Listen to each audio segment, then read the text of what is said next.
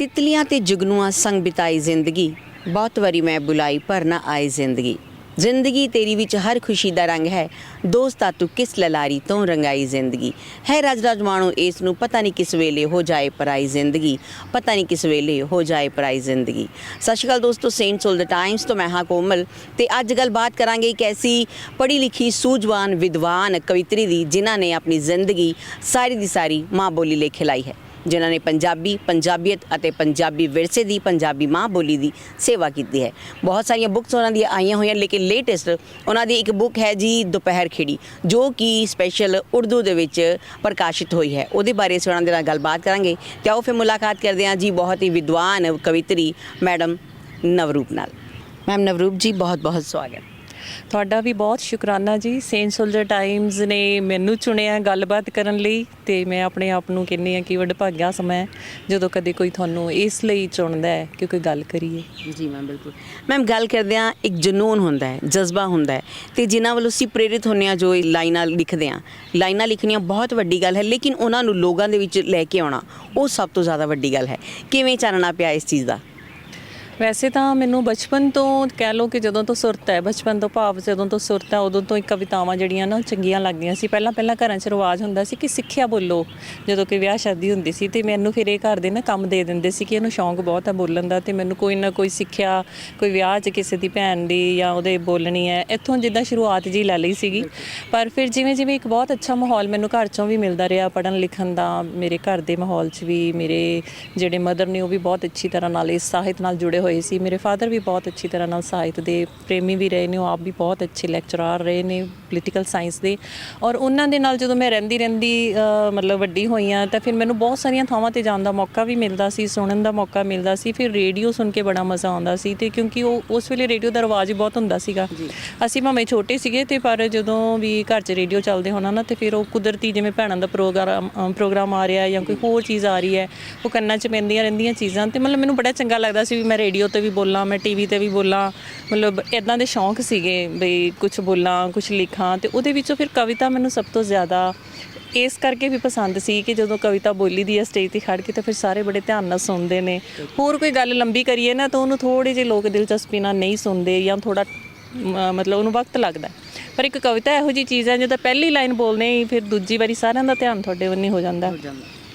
ਇੱਦਾਂ ਚੰਗਾ ਲੱਗਦਾ ਸੀ। ਪਰ ਜਿੱਦਾਂ ਹੁਣ ਪੜ੍ਹਨ ਵੇਲੇ ਜਦੋਂ ਅਸੀਂ ਉਹਨੂੰ ਸ਼ਿਵ ਬਟਾਲਵੀ ਨੂੰ ਪੜ੍ਹਦੇ ਸੀ ਅਤੇ ਮੈਨੂੰ ਬਹੁਤ ਪਸੰਦ ਸੀ।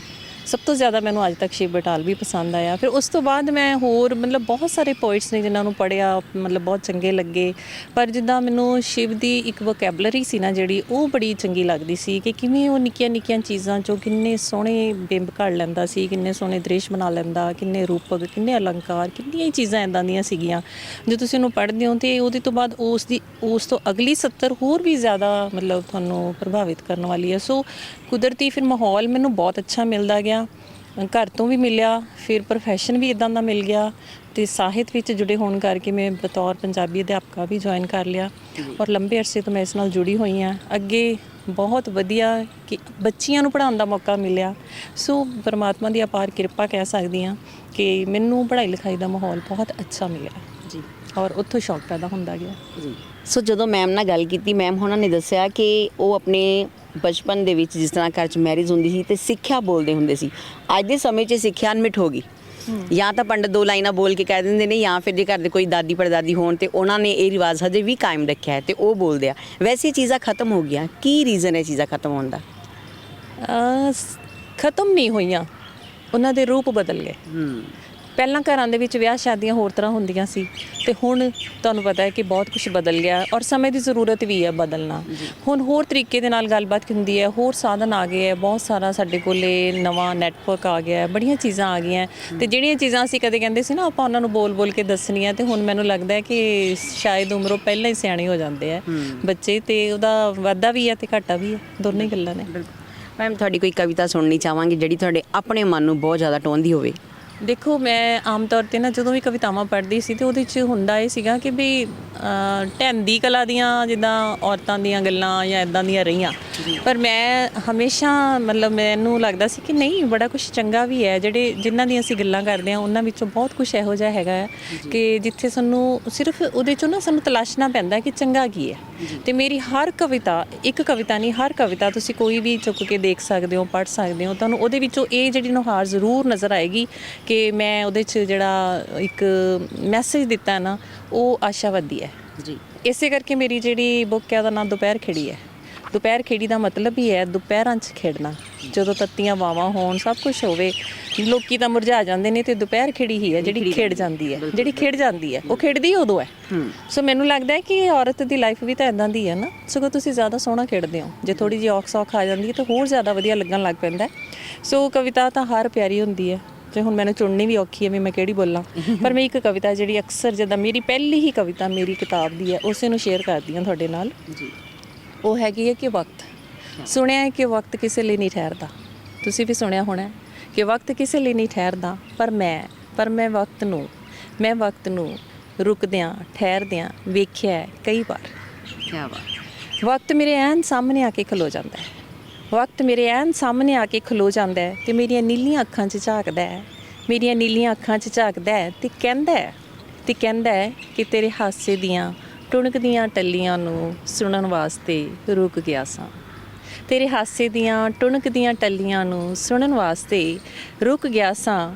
ਵਕਤ ਮੇਰੀ ਪਿੱਠ ਪਛਾਣਦਾ ਹੈ, ਇਹ ਵਕਤ ਮੇਰੀ ਪਿੱਠ ਪਛਾਣਦਾ ਹੈ, ਮੇਰੇ ਪਿੱਛੇ ਪਿੱਛੇ ਤੁਰਦਾ ਹੈ, ਕਦੇ ਰਾਹ ਦਸੇਰਾ ਬਣ ਕੇ ਤੇ ਕਦੇ ਅੱਗੇ ਅੱਗੇ ਦੌੜਦਾ ਹੈ, ਹਮਸਫਰ ਬਣ ਕੇ ਤੇ ਕਈ ਵਾਰੀ ਨਾਲ ਨਾਲ ਵੀ ਤੁਰ ਪੈਂਦਾ ਹੈ। ਵਕਤ ਮੇਰੀ ਸਿਫਤ ਸਲਾਹ ਵੀ ਕਰਦਾ ਹੈ, ਮੈਨੂੰ ਬਹੁਤ ਵਾਰੀ ਇਹੋ ਜਿਹੇ ਮੌਕੇ ਮਿਲੇ, ਸਿਫਤ ਸਲਾਹ ਮਿਲਦੀ ਹੈ।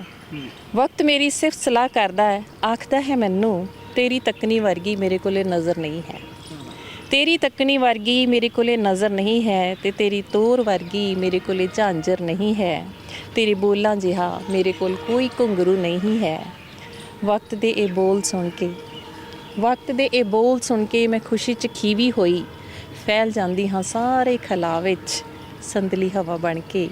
ਸੋ ਲੋਕ ਕਹਿੰਦੇ ਨੇ ਵਕਤ ਕਿਸੇ ਲਈ ਨਹੀਂ ਰੁਕਦਾ, ਪਰ ਮੈਂ ਵਕਤ ਨੂੰ ਰੁਕਦੇ ਵੇਖਿਆ ਹੈ ਕਈ ਵਾਰ। ਕੀ ਬਾਤ। ਬਹੁਤ ਸੋਹਣਾ, ਬਹੁਤ ਖੂਬ ਲਿਖਿਆ ਹੈ। ਪਰ ਕਹਿੰਦੇ ਹੁੰਦੇ ਨੇ ਕਿ ਸ਼ਾਹ ਬਿਨਾ ਪਤਨੀ ਤੇ ਗੁਰੂ ਬਿਨਾ ਗਤ ਨਹੀਂ। ਮੈਮ, ਗੁਰੂ ਕੌਣ ਨੇ? ਕਿਉਂਕਿ ਜਦੋਂ ਕੁਝ ਵੀ ਲਿਖਦੇ ਹਾਂ ਘਰ ਦੇ ਵਿੱਚ ਕੋਈ ਤਾਂ ਸਾਨੂੰ ਪ੍ਰੇਰਿਤ ਕਰਦਾ ਹੈ, ਜਾਂ ਜਿਹਨੂੰ ਅਸੀਂ ਆਪਣਾ ਗੁਰੂ ਕਹਿੰਦੇ ਹਾਂ। ਮੇਰਾ ਗੁਰੂ ਮੇਰੀਆਂ ਕਿਤਾਬਾਂ ਹੀ ਨੇ। ਕੀ ਬਾਤ। ਜਿੰਨੀਆਂ ਵੀ ਕਿਤਾਬਾਂ ਮੈਂ ਪੜ੍ਹਦੀ ਗਈ, ਜੇ ਮੈਂ ਪ੍ਰੋਫੈਸਰ ਮੋਹਨ ਸਿੰਘ ਨੂੰ ਪੜ੍ਹਦੀ ਹਾਂ ਤਾਂ ਮੈਨੂੰ ਉਹ ਚੰਗੇ ਲੱਗਣ ਲੱਗ ਪੈਂਦੇ ਨੇ, ਪ੍ਰੋਫੈਸਰ ਪੂਰਨ ਸਿੰਘ ਨੂੰ ਪੜ੍ਹਦੀ ਹਾਂ ਤਾਂ ਮੈਨੂੰ ਉਹ ਚੰਗੇ ਲੱਗਣ ਲੱਗ ਪੈਂਦੇ ਨੇ, ਜੇ ਮੈਂ ਤੁਹਾਨੂੰ ਦੱਸਿਆ ਸ਼ਿਵ ਬਟਾਲਵੀ ਨੂੰ ਪੜ੍ਹਦੀ ਹਾਂ ਤਾਂ ਉਹ ਚੰਗਾ ਲੱਗਦਾ ਹੈ। ਅਮ੍ਰਿਤਾ ਪ੍ਰੀਤਮ ਦੀ ਮੈਂ ਫੈਨ ਹਾਂ, ਅਤੇ ਮੈਂ ਸੁਰਜੀਤ ਪਾਤਰ ਹੋਰਾਂ ਦੀਆਂ ਗਜ਼ਲਾਂ, ਇਸੇ ਤਰ੍ਹਾਂ ਗੁਰਭਜਨ ਗਿੱਲ ਹੋਰਾਂ ਦੀਆਂ ਗਜ਼ਲਾਂ, ਮੈਂ ਮਤਲਬ ਇੱਥੋਂ ਤੱਕ ਕਿ ਜਿਹੜੇ ਹੁਣ ਨਵੇਂ ਲਿਖ ਰਹੇ ਨੇ ਉਹਨਾਂ ਵਿੱਚੋਂ ਵੀ ਮੈਂ ਸਰਬਜੀਤ ਜੱਸ ਇੰਨਾ ਸੋਹਣਾ ਲਿਖ ਰਹੀ ਹੈ, ਮੈਂ ਉਹਨੂੰ ਵੀ ਪਸੰਦ ਕਰਦੀ ਹਾਂ। ਬਹੁਤ ਸੋਹਣੀਆਂ ਸੋਹਣੀਆਂ ਕਵਿਤਾਵਾਂ ਨੇ, ਕਈ ਵੀ ਇੰਨੀਆਂ ਸੋਹਣੀਆਂ ਕਵਿਤਾਵਾਂ ਜਾਂ ਇੰਨਾ ਸੋਹਣਾ ਲਿਟਰੇਚਰ ਹੈ, ਇੰਨੀਆਂ ਕਹਾਣੀਆਂ ਨੇ, ਜਿਵੇਂ ਵਰਿਆਮ ਸਿੰਘ ਸੰਧੂ ਹੋਰਾਂ ਦੀਆਂ ਕਹਾਣੀਆਂ ਨੇ, ਜਾਂ ਫਿਰ ਹੋਰ ਅਸੀਂ ਬਹੁਤ ਸਾਰਾ ਅਸੀਂ ਦੇਖਦੇ ਹਾਂ ਕਿ ਸਾਹਿਤ ਆ ਚੁੱਕਿਆ ਹੈ। ਨਾਟਕ ਮੈਨੂੰ ਬੜੇ ਪਸੰਦ ਨੇ, ਮੈਨੂੰ ਮਤਲਬ ਲਿਟਰੇਚਰ ਇਹਦੀ ਹੀ ਗੱਲ ਨਹੀਂ, ਮੈਨੂੰ ਸੱਭਿਆਚਾਰ ਹੀ ਬੜਾ ਪਸੰਦ ਹੈ।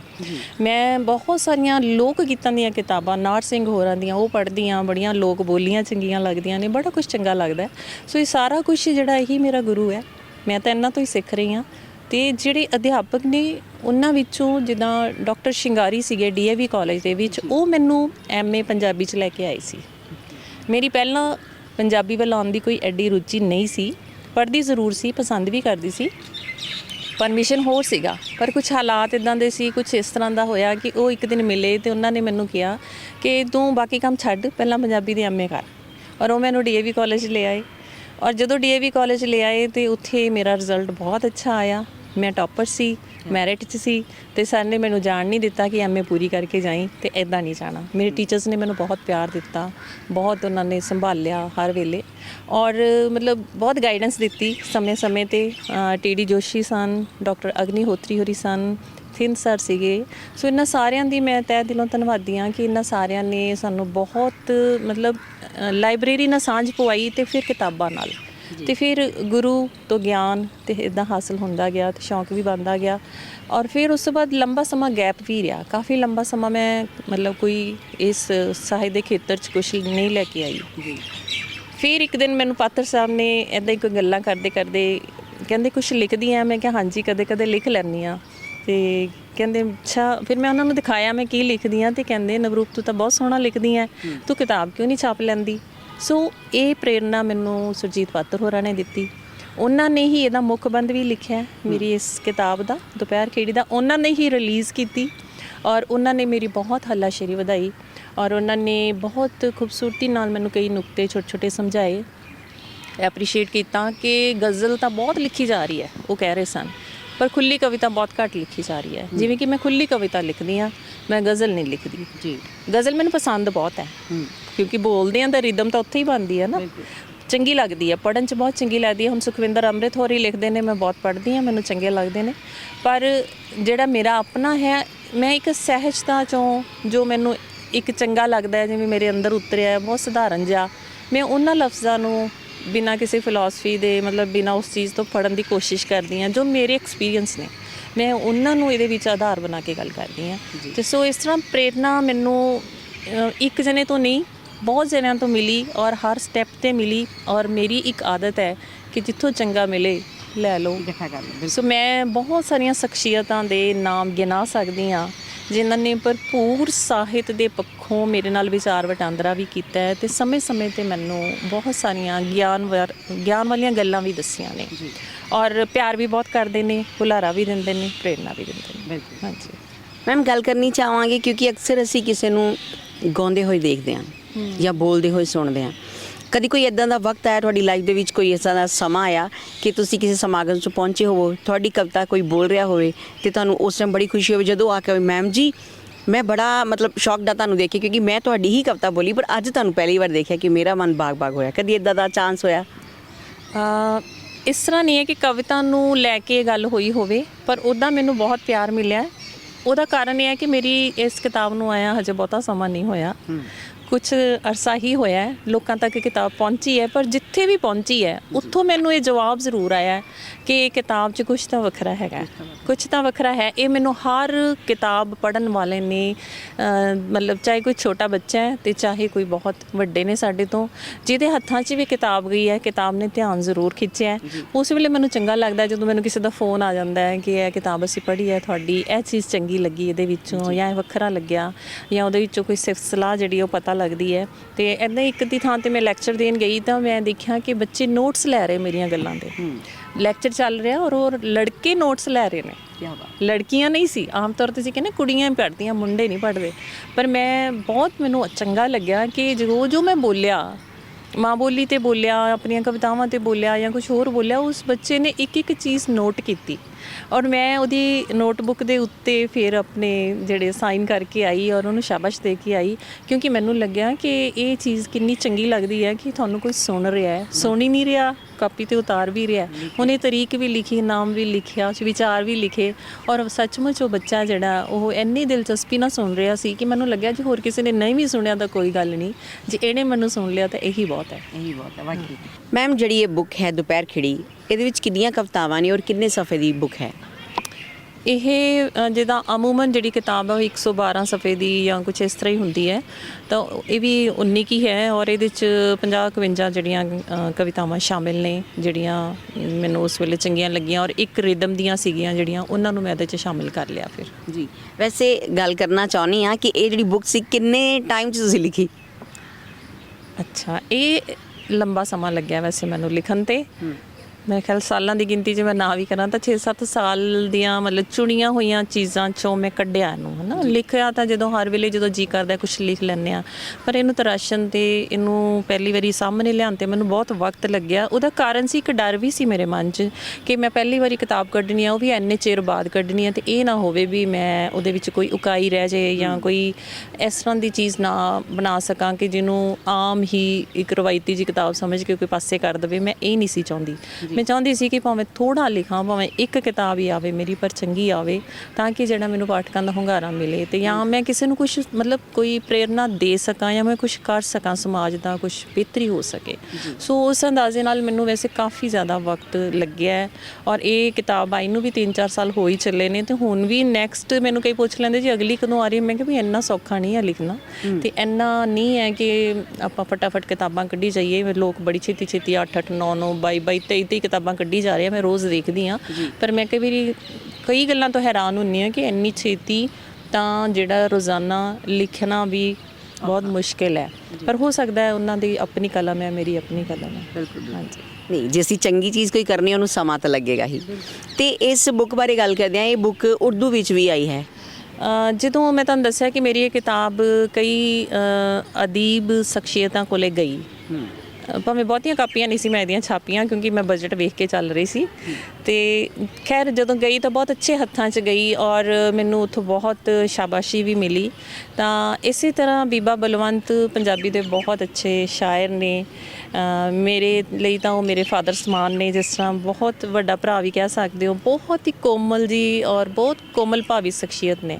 ਔਰ ਉਹਨਾਂ ਨੇ ਜਦੋਂ ਇਹ ਕਿਤਾਬ ਪੜ੍ਹੀ ਔਰ ਉਹਨਾਂ ਨੂੰ ਚੰਗੀ ਲੱਗੀ, ਤਾਂ ਐਵੇਂ ਅਸੀਂ ਇੱਕ ਦਿਨ ਗੱਲਾਂ ਕਰਦੇ ਪਏ ਹਾਂ ਤਾਂ ਕਹਿੰਦੇ ਆ ਕਿ ਵੀ ਇਹ ਜਿਹੜੀ ਕਿਤਾਬ ਹੈ ਤੇਰੀ ਬਹੁਤ ਵਧੀਆ ਹੈ। ਤੇ ਮੈਂ ਕਿਹਾ ਸਰ ਮੈਨੂੰ ਬੜਾ ਸ਼ੌਂਕ ਹੈ ਵੀ ਇਹ ਕਿਤਾਬ ਮੇਰੀ ਨਾ ਟਰਾਂਸਲੇਟ ਹੋਵੇ, ਪਰ ਉਸ ਵੇਲੇ ਉਰਦੂ ਮੇਰੇ ਜ਼ਿਹਨ 'ਚ ਨਹੀਂ ਸੀਗਾ। ਹਾਂ, ਹੋਰ ਭਾਸ਼ਾਵਾਂ ਜ਼ਰੂਰ ਸੀਗੀਆਂ।